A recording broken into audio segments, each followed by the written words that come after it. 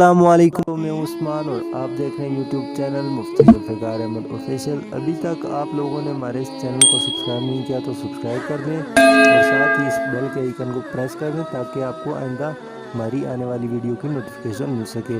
تو چلیے ویڈیو شروع کرتے ہیں۔ جزاک اللہ۔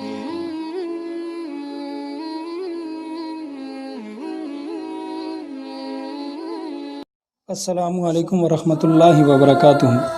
عزیزان محترم، گزشتہ ویڈیوز میں ہم نے آپ کو ایک عورت کے مقام اور اس کی تعلیم کے حوالے سے چند باتیں بتائی تھیں۔ اس ویڈیو میں بھی ہم آپ کو بتائیں گے کہ عورت کو اللہ نے کیا مقام دیا اور بری عورتیں کون سی تھیں۔ تو میرے دوستو، پاک پیغمبر صلی اللہ علیہ وسلم کی ایک حدیث ہے۔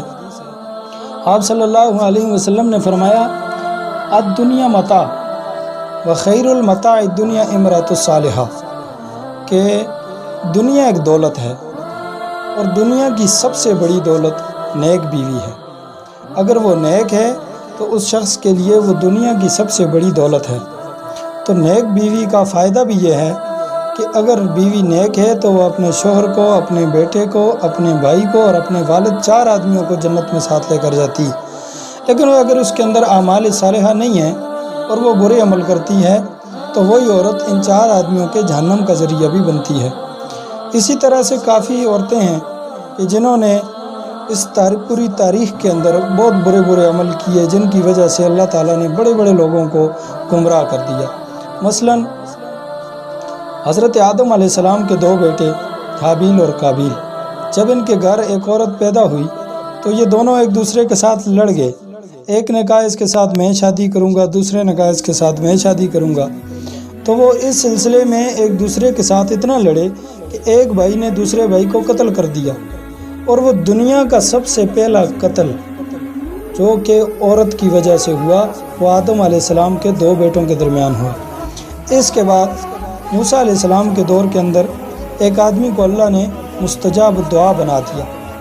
اللہ نے اسے یہ کہا کہ اللہ نے اس کو 2 دعائیں دی کہ اگر وہ 2 دعائیں کسی بھی وقت، کسی بھی موقع پہ، کسی بھی جگہ پہ وہ 2 دعائیں کرتا ہے تو اللہ اس کی ان دونوں دعاؤں کو فوراً قبول کرتے ہیں۔ تو اللہ نے اس مستجاب دعا آدمی کو 2 دعائیں دی کہ بھائی تمہارے پاس 2 دعائیں ہیں، تم جس موقع پہ کرو گے میں اسی وقت ان کو قبول کر دوں گا۔ اس کے گھر میں ایک اس کی بیوی تھی جو کہ بوڑھی تھی، اس کی اولاد بھی تھی۔ تو وہ ایک دن اس کی بیوی آئی اس کے پاس اور اس نے کہا کہ اللہ نے تمہیں 2 دعائیں دی ہیں تو کیوں نہ ایک دعا تم میرے لیے کر دو۔ اس نے کہا کیا کرنی ہے؟ اس عورت نے کہا تم یہ دعا کرو کہ اللہ مجھے دنیا کی سب سے خوبصورت عورت بنا دے۔ اب اس نے سوچا کہ بھائی میں اگر یہ دعا کرتا ہوں اللہ اس کو خوبصورت بیوی تو بنا دے گا، دنیا کی سب سے خوبصورت عورت بنا دے گا، لیکن میری ایک دعا ضائع ہو جائے گی، کیوں نہ میں یہ دعا کسی اور اچھے مقصد کے لیے کروں۔ تو اس نے انکار کر دیا۔ لیکن اس کے اس انکار کے بعد وہ عورت اپنے بچوں کے پاس گئی اور ان سے کہا کہ اپنے والد سے کہو میرے لیے دعا کریں۔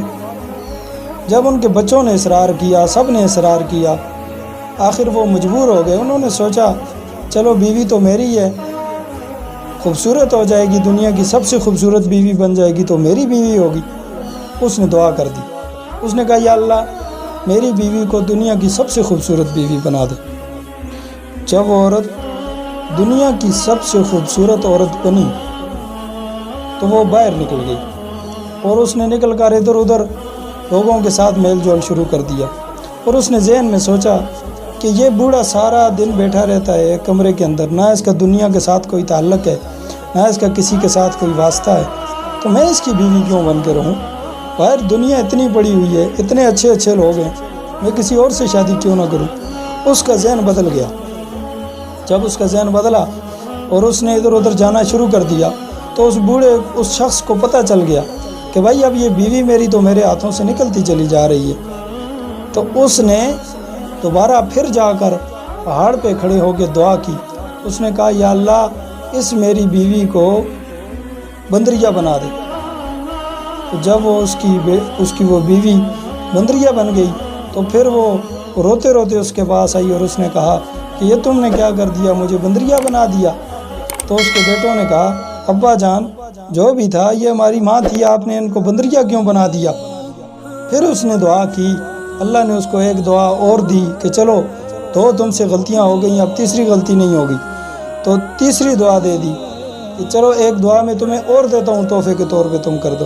تو اس نے تیسری دعا یہ کی کہ یا اللہ اب یہ میری بیوی ہے، اسے سارے سمجھتے ہیں، تو یا اللہ اب اس کو تو واپس انسان بنا دے، مگر اسی حالت میں بنا کہ جس حالت میں یہ پہلے تھی، بوڑھی تھی، زیادہ حسین اور خوبصورت نہیں بنانا۔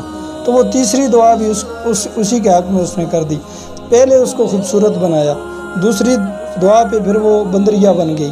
اب جب تیسری دعا ہوئی تو وہ واپس اسی کنڈیشن میں آ گئی جس حالت میں وہ پہلے بوڑھی تھی، اسی حالت میں دوبارہ آ گئی۔ تو اب یہ اس کی 3 دعائیں ضائع ہو گئیں، 3 دعائیں ایک عورت کی وجہ سے ضائع ہو گئیں۔ پھر اللہ نے اس شخص اور اس کی زبان لٹکتی رہی ایسے کہ جیسے ایک کتے کی زبان لٹکتی ہے، اور وہ اس کی زبان اتنی لمبی ہو گئی کہ وہ زمین کے ساتھ رگڑ کھاتی ہوئی چلتی چلی جا رہی تھی، حتیٰ کہ وہ اپنے گھر میں پہنچا تو اللہ نے یہ نشانی بتا دی کہ جب کسی کے اندر دنیا کی ہرس اور ہوس آ جائے تو میں اس کا حال اس کتے کی طرح کر دیتا ہوں جس طرح سے میں نے اس شخص کا حال کیا ہے۔ تو میرے دوستو، ایک مستجاب دعا کو خراب کرنے کے پیچھے ہاتھ تھا، وہ ایک عورت تھی۔ دوسری بات صالح علیہ السلام کی اونٹنی کے حوالے سے ہے کہ صالح علیہ السلام کی اونٹنی کو بہت سارے لوگوں نے مارنے کی کوشش کی۔ وہاں کے بڑے بڑے سرداروں نے کہا کہ ہم صالح علیہ السلام کی اونٹنی کو مار دیں گے۔ جب وہ صالح علیہ السلام کی اونٹنی کو مارنے گئے تو کسی نے بھی ہاتھ نہیں اٹھایا۔ انہوں نے کہا یہ اللہ کی نشانی ہے اور اللہ کی نشانی کو ہم کیسے مار سکتے ہیں، لہٰذا کسی نے بھی ہاتھ نہ اٹھایا۔ وہاں پر ایک شخص تھا جو بہت زیادہ بہادر تھا، اس کے پاس سارے گئے کہ بھائی تم آؤ اور آگر صالح علیہ السلام کی اونٹنی کو مارو۔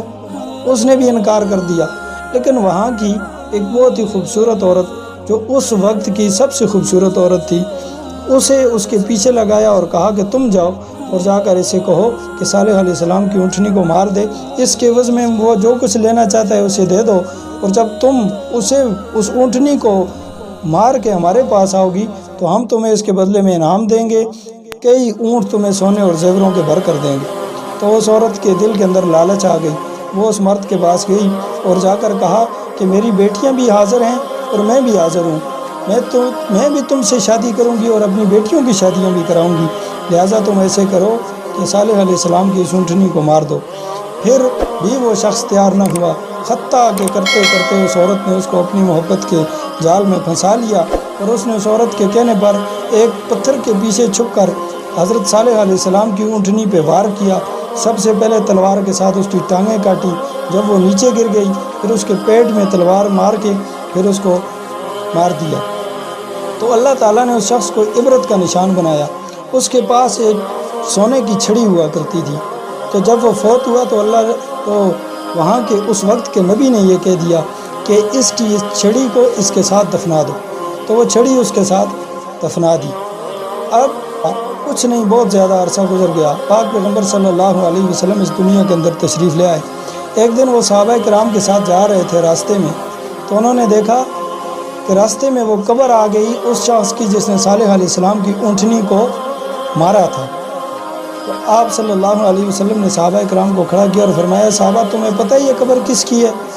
تو صحابہ کرام نے فرمایا یا رسول اللہ ہمیں نہیں پتہ یہ کس کی قبر ہے۔ تو آپ صلی اللہ علیہ وسلم نے فرمایا یہ اس شخص کی قبر ہے کہ جس نے صالح علیہ السلام کی اونٹنی کو، جو اللہ کی طرف سے ایک نشانی تھی، اس کو ایک عورت کے کہنے پر اس شخص نے مارا تھا۔ اس کی یہ قبر ہے، اور اس کے ساتھ اس کی وہ چھڑی جو سونے کی چھڑی تھی وہ بھی ساتھ دفنائی ہوئی ہے۔ جب قبر کو کھودا تو اس کے اندر وہ سونے کی چھڑی اور اس کی وہ لاش جو کہ بری طرح سے تباہ ہو چکی تھی وہ بھی اندر پڑی ہوئی تھی۔ تو سارے صحابہ کرام نے استغفار کیا، تو آپ صلی اللہ علیہ وسلم نے فرمایا صحابہ تم اس کو دیکھ رہے ہو، یہ اپنی امت کا سب سے گھٹیا ترین انسان تھا، سب سے بدبخت ترین انسان یہ تھا، اور تمہیں پتہ ہے کہ میری امت کا سب سے بدبخت ترین انسان کون سا ہوگا؟ تو صحابہ کرام نے فرمایا یا رسول اللہ نہیں، ہمیں نہیں پتہ کون سا ہوگا۔ تو آپ صلی اللہ علیہ وسلم نے فرمایا کہ میری امت کا سب سے بدبخت ترین انسان عبد الرحمن بن ملجم ہوگا، جو حضرت علی رضی اللہ تعالیٰ عنہ کو شہید کرے گا اور وہ شہید بھی ایک عورت کے کہنے پر کرے گا، اور حضرت علی رضی اللہ تعالیٰ عنہ کے یہاں ماتم کے ساتھ وار کرے گا۔ تو سارے صحابہ کرام پریشان ہو گئے، اور حضرت علی رضی اللہ تعالیٰ عنہ مسکرائے، کیونکہ ان کو ایک شہادت کی نوید نظر آ گئی۔ پاک پیغمبر صلی اللہ علیہ وسلم کے منہ سے انہوں نے اپنی شہادت کی خبر سن لی اور وہ خوش ہو گئے۔ تو کچھ ہی عرصہ گزرا کہ ایک عورت کے کہنے پر عبد الرحمن بن ملجم ملعون آیا، اور اس نے آ کر حضرت علی رضی اللہ تعالیٰ عنہ کے سر پہ وار کیا، جس کی وجہ سے حضرت علی رضی اللہ تعالیٰ عنہ شہید ہوئے، اور حضرت علی رضی اللہ تعالیٰ عنہ کا سارا چہرہ مبارک خون کے ساتھ لت پت ہو گیا۔ تو میرے دوستو، بعض عورتیں ایسی ہوتی ہیں کہ جو کہ جہنم کا ذریعہ بنتی ہیں، اور بعض عورتیں ایسی ہیں کہ جو نیک ہوں تو وہ دنیا کی سب سے بڑی دولت ہوتی ہیں۔ اللہ تعالیٰ ہم سب کو عمل کی توفیق عطا فرمائے۔ وما علینا الا البلاغ۔